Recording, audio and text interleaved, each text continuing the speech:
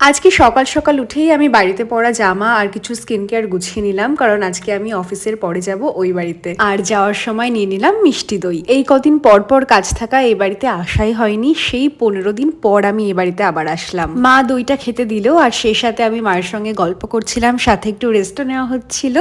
আর ডোরেমি তো আমাকে দেখেই চলে এসেছে আমার কাছে এবং পেছন ঘুরিয়ে বসে পড়েছে, কারণ ওর এখন ম্যাসাজ করে দিতে হবে। ডোরেমি একদম ছোটবেলা থেকে ম্যাসাজ নিতে ভীষণ ভালো লাগে, মানে ওকে যদি ম্যাসাজ করো ও একদম শান্ত হয়ে বসে থাকে, কোনো রকম নড়াচড়া করে না। বিকালের দিকে আমি গেছিলাম আমার আবৃত্তির ক্লাসে, আর এই সময় তো ভীষণ সুন্দর একটা গোল্ডেন আওয়ার এফেক্ট আসছিল। আমার লিকুইড সিঁদুর ফুরিয়ে গেছিল, তো সেটাও আমি রিস্টক করে নিলাম। আর বাড়িতে এসে মা করেছিল চা আর ভাই এনেছিল ভেজিটেবল চপ। সেই সাথে ও বাড়িতে এয়ার ফ্রায়ারে এই মিনি কাপকেক গুলো চেষ্টা করেছিল বানানোর, আর এটা খেতে ভীষণ ভালো হয়েছিল আর দারুণ সফট ছিল। আজকে শনিবার, তাই ডিনারে ছিল প্রপার ভেজ, ভাত, ভেজ ডাল, আলু ভাজা আর পনির।